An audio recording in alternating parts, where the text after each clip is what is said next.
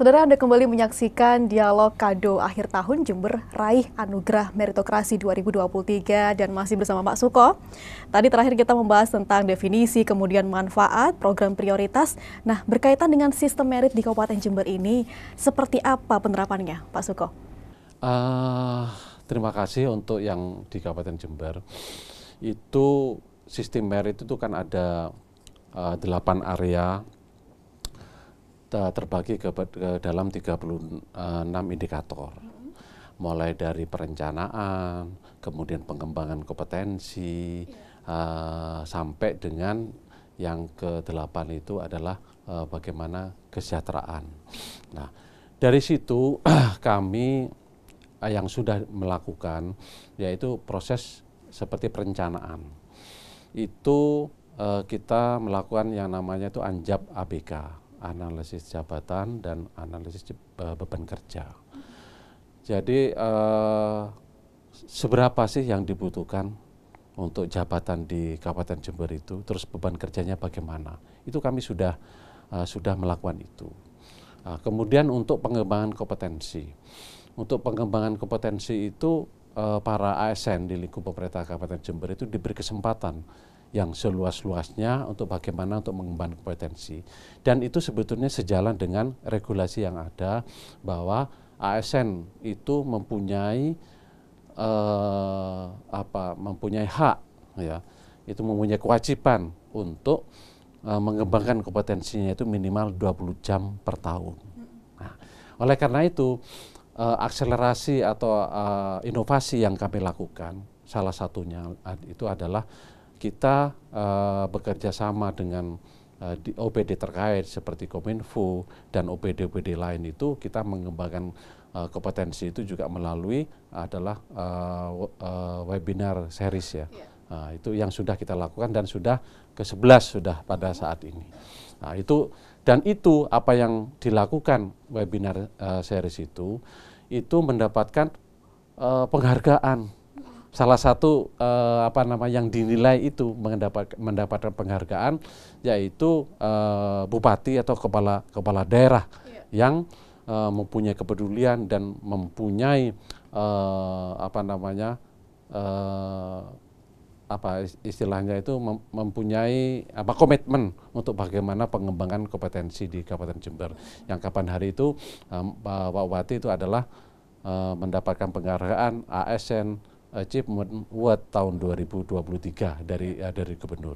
Itu salah satunya. Dan lembaganya yaitu BKPSDM Kabupaten Jember mendapatkan peringkat 3 se-Jawa Timur. Wow, itu berarti kan sudah diakui. Apa yang kami lakukan masih belum sempurna, tetapi sudah ada step yang dilakukan.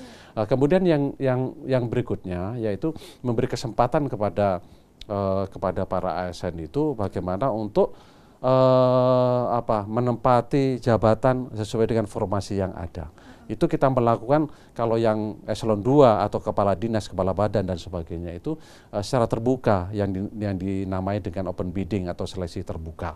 Nah, ini sudah kita lakukan dan ini yang merupakan suatu titik nantinya itu yang akan kami lakukan tahun 2024. Bagaimana kami mempunyai data yaitu manajemen talenta. Nah, sehingga masing-masing ASN di pemerintah Kabupaten Jember itu terdata oleh kami, oleh BKPSDM sesuai dengan aplikasi yang ada nantinya itu setiap pergerakan bagaimana yang bersangkutan mengembangkan kompetensi itu sudah ada skornya di situ. Sehingga pada saat dibutuhkan ini umpamanya dibutuhkan kepala dinas pertanian seperti siapa saja dibuka itu yang mempunyai kompetensi di bidang itu, kapabilitas di bidang itu, sehingga itu tinggal melihat aja sudah di situ. Itu mimpi kami bagaimana untuk ke depan itu bisa dilaksanakan. Termasuk juga nanti untuk kesejahteraan. Kesejahteraan luar biasa. Kami terima kasih kepada Bapak Bupati Jember. Mulai beliau itu TPP luar biasa. Itu hampir 200 miliar yang dikucurkan untuk itu. Makanya kalau umpamanya masih ada ASN di lingkup pemerintah Kabupaten Jember dalam tanda kutip masih nakal dan sebagainya, itu perlu diajak komunikasi mungkin itu, ditanya dan sebagainya seperti itu. Karena memang sudah terjamin sebetulnya sesuai dengan kemampuan keuangan daerah. Jangan dibandingkan dengan Surabaya, jangan. Nah, itu Jember seperti itu. Pak Suko, ini berbicara tentang meritokrasi. Kalau misalnya kita analogikan, ini seperti sebuah pertandingan dan membuat setiap pegawai bekerja keras untuk mencetak gol keberhasilan, begitu ya Pak? Iya, betul. Nah, selain penjaringan yang kita cari, mencari orang yang kompeten ataupun kapabilitas di bidangnya, apakah ini nantinya menimbulkan sebuah ketimpangan tersendiri, mengingat pendidikan yang mereka di luar sana yang belum menerima secara layak, tentunya harus dipikirkan Pak Suko? Iya. Justru itu menjadi tantangan kami sebetulnya. Justru seperti itu. Bagaimana untuk mempunyai sumber daya manusia yang luar biasa dalam arti sesuai dengan standar kompetensinya kan begitu. Termasuk juga jabatan kami juga sudah mempunyai peraturan bupati tentang standar kompetensi ya seperti itu. Yang tadi itu memang benar, itu bagian daripada kami bahwa agar supaya nanti para ASN di pemerintah Kabupaten Jember itu yang kalau saya boleh mengistilahkan itu standarnya kompetensinya bagaimana, kemudian real di lapangan itu bagaimana, itu kan ada gap seperti itu. Itu bagian daripada kami untuk bagaimana untuk mengejar itu.